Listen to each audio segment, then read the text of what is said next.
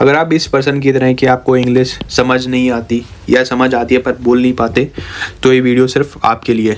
Britain haunted him for years, सालों तक जिसके अंग्रेज ढूंढते रहे। तो इस कहानी का टाइटल है, ठीक है, आप समझ गए, सालों तक जिसे अंग्रेज हम ढूंढते रहे। Rash Behari Bose was born in 1886 in Bengal. जो रस बिहारी बोस का जन्म है ना, वो 1888 में बंगाल में हुआ था। At the time when India was tightly controlled by the British empire. और तब हुआ था जब ब्रिटिश एम्पायर मजबूती से इंडिया पे अपनी मजबूती बनाए रखा था, बहुत टाइट कंट्रोल करके रखा हो, तो जैसे आप इस फोटो में देख सकते हो, ठीक है। From a young age he was intelligent, discipline and deeply aware of injustice. पर बचपन से ही है ना, वो इंटेलिजेंट थे, डिसिप्लिन थे, अनुशासित थे, and deeply aware of injustice, and सब जानते थे कि अन्याय क्या होता है, हमारे साथ अंग्रेज क्या कर रहे हैं। ही स्टडीड इंजीनियरिंग, उन्होंने इंजीनियरिंग की पढ़ाई करी, and a work as a government employ, और नौकरी भी, एक सरकारी नौकरी भी करी। But his heart was never loyal to British, but जो उनका मन था, उनका तन था और दिल था, वो कभी ब्रिटिश के वफादार नहीं बन पाए।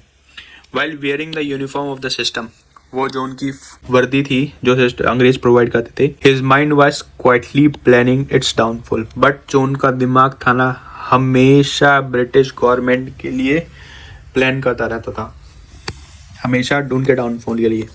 ही बिलीव डैट, वो मानते थे जो फ्रीडम था ना, स्वतंत्रता, वो नॉट कम बाय बेगिंग, जैसे और नेताओं की तरह ये भी मानते थे जो फ्रीडम है ना, वो भीख मांगने से नहीं आएगी कि हम मानेंगे भाई हमें आज़ादी दे दो, ये आएगी करे साहस से, प्लानिंग बनाकर, सेक्रीफाइस देके।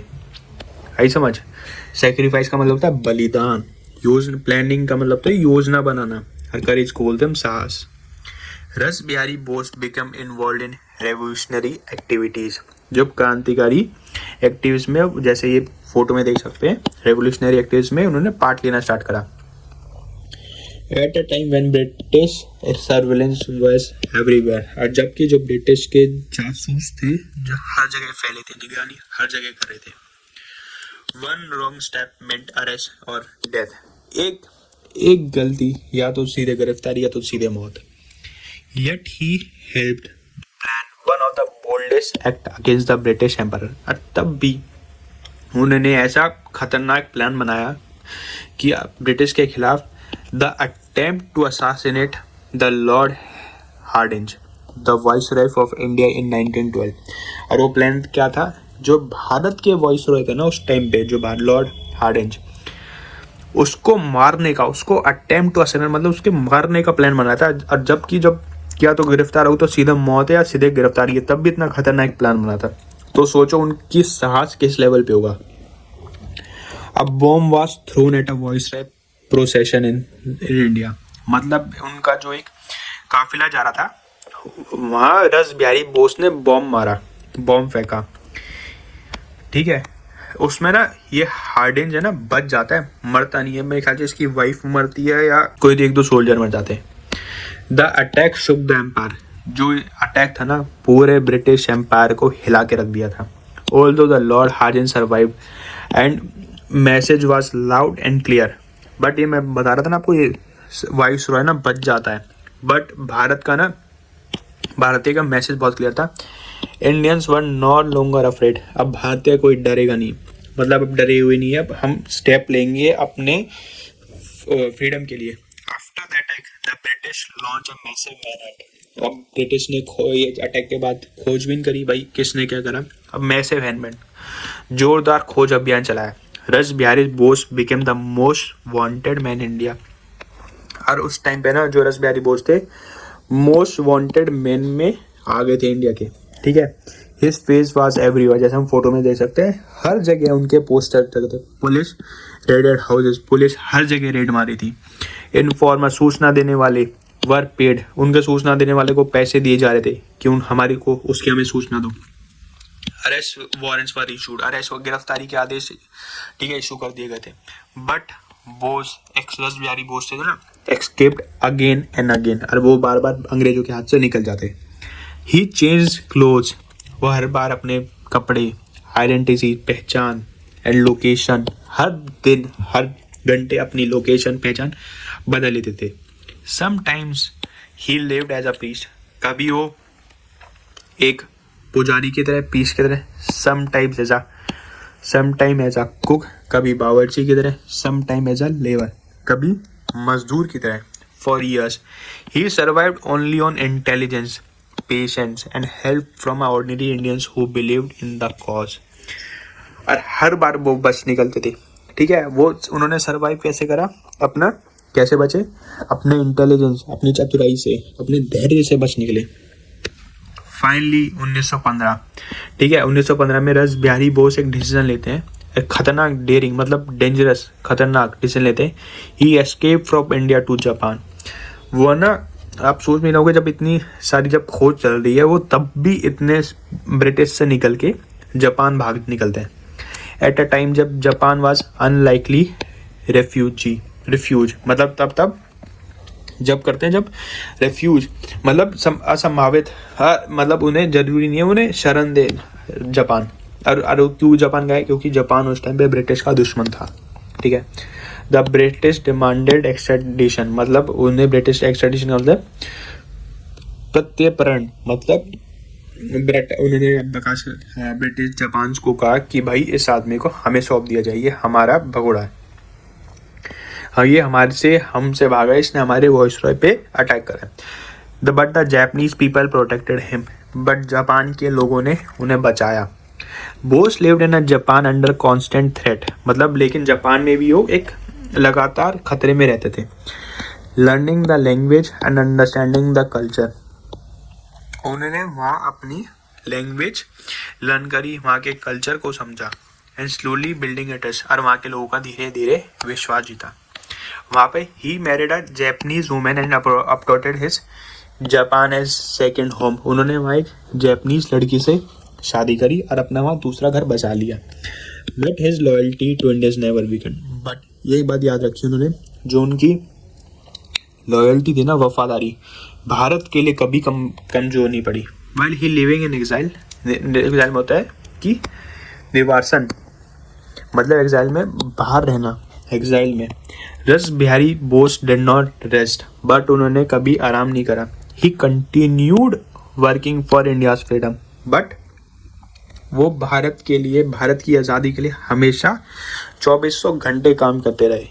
ड्यूरिंग वर्ल्ड वॉर 2, ठीक है, दूसरे विश्व युद्ध के दौरान he played a crucial role in organising Indian revolutionary abroad, एक महत्वपूर्ण भूमिका निभाई दूसरे विश्व युद्ध में कि सारे क्रांतिकारी को ऑर्गेनाइज करा जो बाहर विदेश में थे। He help from the Indian Independence League, and इन्होंने एक इंडियन इंडिपेंडेंस लीग, और यही आईएनए बनाने वाले आदमी थे, और बाद में आईएनए के लीडर ये सुभाष चंद्र बोस को चुनते हैं, ठीक है। लेटर एक्सेप्ट द लीडरशिप, मतलब उन्होंने बाद में अपनी लीडरशिप सुभाष चंद्र बोस को दे दी गई, मतलब पास कर दी गई। It was Rash Behari Bose who invited the Netaji to lead the Indian National Army. मैंने आपको जैसे बताया, ये रस बिहारी बोस थे जिसने नेताजी को बुलाया और बोला कि तुम अब इंडियन नेशनल आर्मी को लीड करो। लेकिन इंडियन नेशनल आर्मी किसने बनाई थी? रस बिहारी बोस ने। The decision change the direction of India's freedom movement for ever, but जो इनका डिसीजन था ना, उसने पूरे भारत की दिशा, फ्रीडम मूवमेंट की पूरी दिशा चेंज कर दी, स्वतंत्रता आंदोलन की। Even though the Rash Behari Bose could ever never return to India for it during his life time, but जब वो चले गए थे वो कभी भारत लौट के नहीं आ पाए। But the impact was immense, but लेकिन जो इनका प्रभाव था, इम्पैक्ट था, वो बहुत ही बड़ा था भारत के स्वतंत्रता आंदोलन में और भारत की आज़ादी में। He spends decades working quietly, वो उन्होंने अपनी जिंदगी पूरी, डेकेड्स मतलब दशक बिता दिए चुपचाप काम करते हुए, विदाउट फेम, प्रसिद्ध, विदाउट मतलब उन्हें कभी फेम नहीं मिला, विदाउट रिकॉग्निशन मतलब कुछ मान्यता उन्हें लोगों ने, मतलब जो मान्यता नहीं मिली कि उन्होंने जो डिजर्व करते थे, उन्होंने क्या रोल निभाया था भारत की स्वतंत्रता तक पे। He never stood on big stage, वो कभी बड़े स्टेज पे नहीं आए, जैसे सरदार वल्लभ भाई पटेल जिसे हम जानते हैं, जवाहरलाल नेहरू को हम जानते हैं, वो उनकी तरह कभी स्टेज पे आए नहीं। He never gave fair speech, उन्होंने कभी भड़काऊ फास्ट भाषण नहीं दिया। His revolution was silent strategic, जो उनकी रेवोल्यूशन थी ना, जो क्रांति का तरीका था, वो चुपचाप था, एक रणनीतिक तरीके से वो करते थे, बट परसिस्टेंट था, लगातार था। When India finally became free in 1947, जब इंडिया 1947 में जब आज़ाद हो जाता है, तो रस Bihari was living in Japan. जब उस टाइम पे रस बिहारी बोस थे, वो जापान में रह रहे थे। Watching that dream he had sacrifice everything, और अपने सपने को, उस सपने को देख रहे थे जो उन्होंने अपना सब कुछ बलिदान कर दिया, सेक्रीफाइस कर दिया फॉर बिकम रियलिटी, जो अब वो रियलिटी में कन्वर्ट करने के लिए। रस बिहारी बोस डाइड इन 1945। इनके मृत्यु ये भी नहीं देख पाए, इनकी मृत्यु 1945 में होती है, 2 years बिफोर इंडिपेंडेंस, ठीक है, होती है। India letter honoured him with his greatest reward was never medals, but Bharat है ना, आज़ाद होने के बाद इन्हें रिवॉर्ड करा, बट विद हिज, मतलब जो हमारा सबसे बड़ा अवार्ड था मेडल्स, उससे बट हिज रिवॉर्ड, बट लेकिन उनके लिए ना मेडल कुछ वो नहीं था कि भाई मेरे को मेडल चाहिए।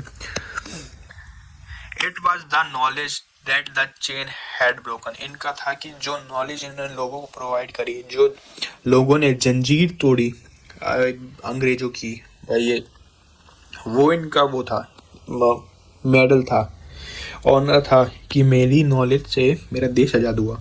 ही प्रूव्ड अ ट्रूथ, उन्होंने एक सच, not all heroes die young, उन्होंने एक सच बोला कि जो लोग हैं ना, and not all hero die famous, ये एक ट्रूथ है कि ये प्रूव करा कि मतलब ज़रूरी नहीं हर एक जो हीरो होता है, जवान होता है या एक नेता होता है, वो जवानी में मरे, और जो हर कोई हीरो ना, कोई फेमस डाई नहीं होता जिसे लोग सब जानते हो। Some live long life in shadows, और कुछ नेता जो हीरो होते हैं वो चुपचाप अपने कहीं एक कोने में अपनी शांति पूर्वक अपनी पूरी जिंदगी जीते हैं। So a nation can live in light, छाये में जीते हैं, जो कि उनका देश है वो रोशनी में अच्छे से जी सकें। अगर आपको मेरी वीडियो अच्छी लगी तो इस वीडियो को प्लीज़ लाइक करें, शेयर करें, सब्सक्राइब करें।